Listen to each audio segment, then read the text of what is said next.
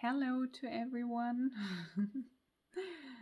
I will try to do this video this time exclusively in English. Maybe I still manage to have a German subtitle or not. Let's see how the German speakers are okay with it. And I will just test it. I guess most of the Germans speak English quite well and can probably understand me, but let's see.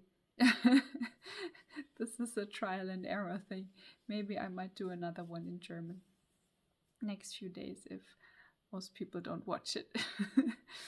So thank you again so much for still being in the group, for being so active in our gratitude group. We are almost at the end of January, so this is our first topic, and I'm still amazed of this wonderful space we are all sharing together. So thank you so much. I promised this video, I think shortly after my last video, there came the question up in the group, and I will just quickly repeat it. I will read it out. So essentially, I referred in the last video to the Egyptian gratitude group where I joined in before this one, actually, as a participant myself. I got invited, and I just mentioned that, or I shared the analysis that I perceived that the focus was a little bit more on immaterial things, or gratitude was a little bit more seen in connection to these things. And in the first week, I perceived in our gratitude group, that it was a bit heavier on material things. So material, or also people, but I mean things in material. And then the question came up, why is it that other cultures such as Islamic cultures stand for more values? What can we learn from this? How can we manage to focus on the essential things in life? Thank you again so much for this question.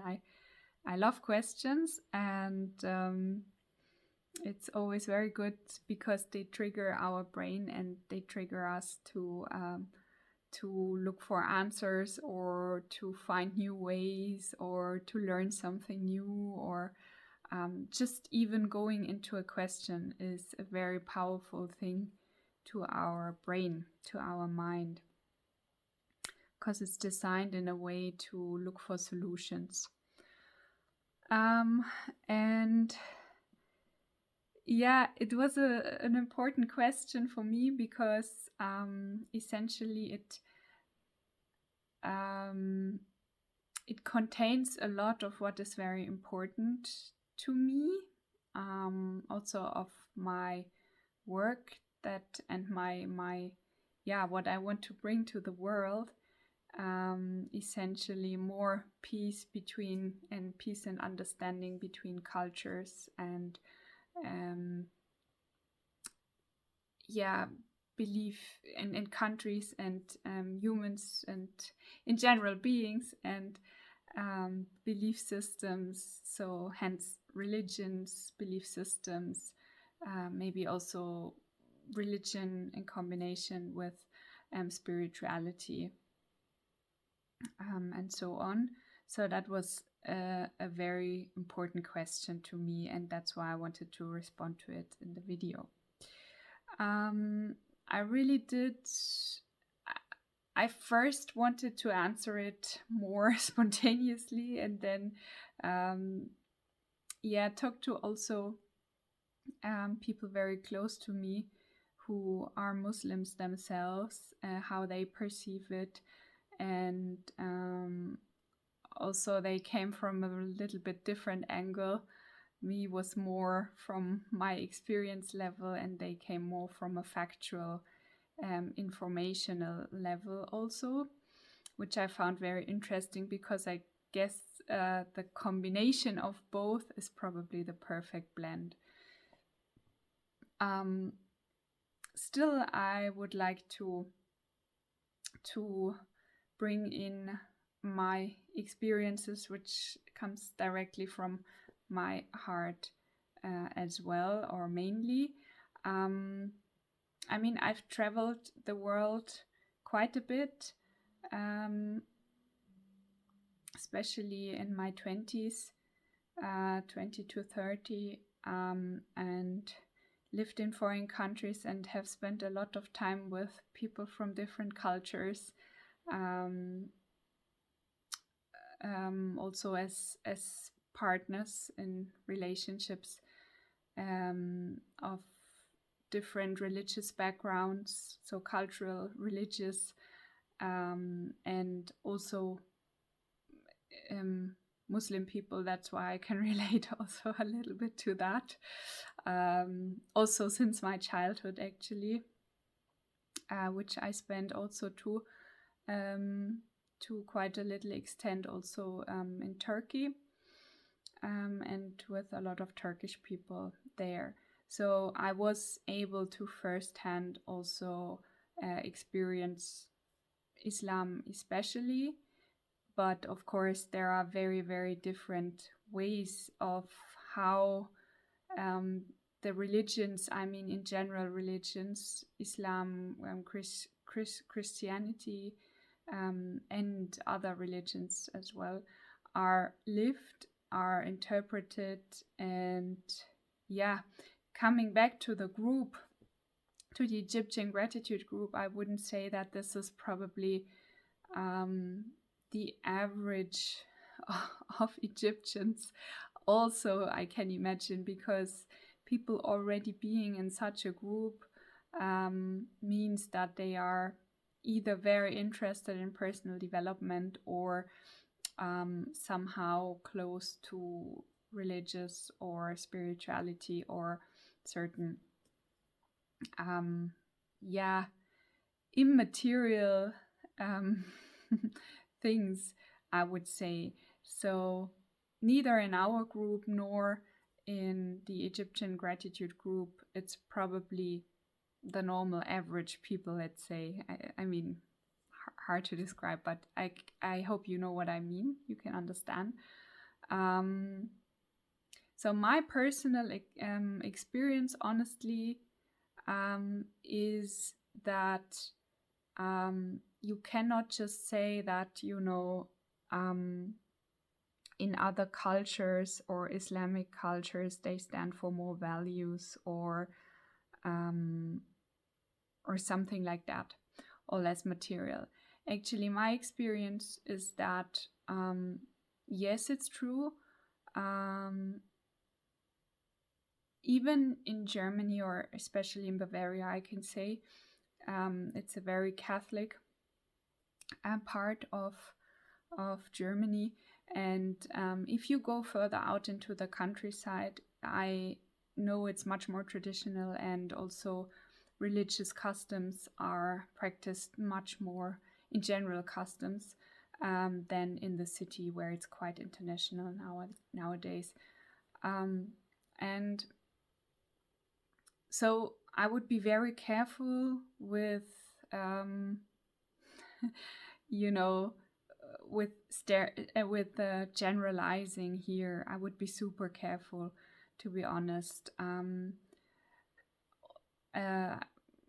Also in countries, for example, like Brazil or so, where I have also been myself, and I have family there, and there are such a big community of Christian people, very strong belief system, but sometimes also mixing it up with natural beliefs. I've made the same experience in several African countries, where the practice of Islam as well as Christianity was quite strong. So let's say the customs, the education, the daily usage in the language, and so on, But still, in the end, when people went out from church or from the mosque to the street, most of them did exactly the opposite of what they just prayed in the church. So, I mean, I don't want to say exactly the opposite, but, it was much more still a practice in daily life, but still it was not integrated really in life and in living, I mean, really living the meaning. And I have seen this everywhere around the globe where I was, that people got more and more away from these essential things and were much more focused on achieving material, or also identifying themselves with material things or stuff. So I think it's a worldwide issue. And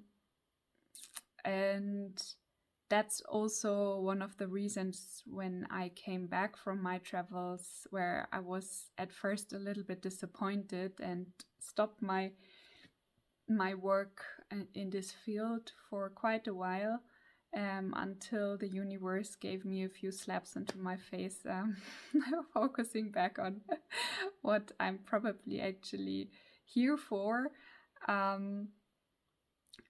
which is reminding people and making them more aware of actually what is important really in life, and what is essential, and so this is my big intention, that we focus actually on the reconciliation of cultures and belief systems, and are very, very mindful with what we perceive, how we communicate such kind of topics, and what is our perception and what is really factual. And this would be my very, very big plea to all of us, because I think it's the biggest part to create peace, this openness and this mindfulness, especially on those topics, and then just living that as well and integrating that ourselves. So and I digged also a little bit deeper. I said my close friend from Egypt, my boyfriend, he also gave me a lot of facts, and then I compared several facts. So I want to share that with you on an overview, also in the group, because I think it's also very nice to see, what actually unites us. And I deep down often have the impression that at the end, all the religious and spiritual belief systems come to one source and one actually basics, value systems, and one good they want for the world.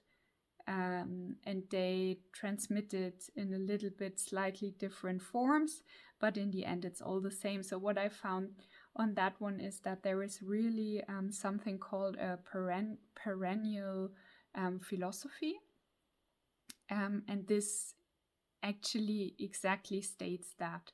So I will also share a little bit on that one in my overview for you.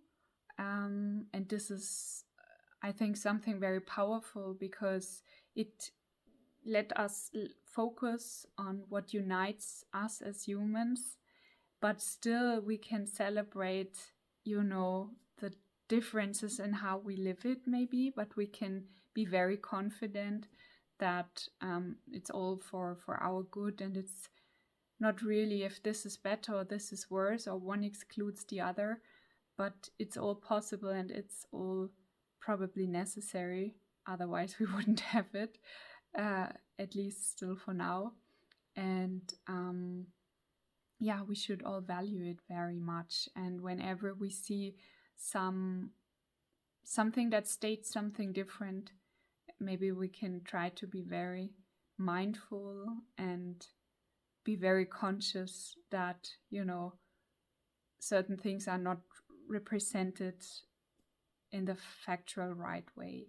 They are seen and represented through a filter, which then can show a false image. But even more important that we are very, very mindful on that topic. So this is also what brings me to the next point. If you watch till here, thank you. Oh God, it's hard for me to keep it short, but quickly, I love our group and I would really, really be very much missing it. So I want to continue the group or even grow it further. And I would like to propose, because it's exactly a beautiful transition to the topic of mindfulness. So I would like to propose in the upcoming month of February to focus on the topic of mindfulness. So if you want to stay in the group, just stay in. If you have friends, if you have family members or whoever, colleagues, who make them join, who could do with a little bit more mindfulness, make them join. And I will send further info on that one, of course. If you feel like, okay, 1 month was enough for you, feel free to also step out of the group, of course. Whatever you feel like, just follow it, follow your energy. Thank you very much for watching, giving me 15 minutes of your time. And hopefully let's create a wonderful space in February as well. Thank you.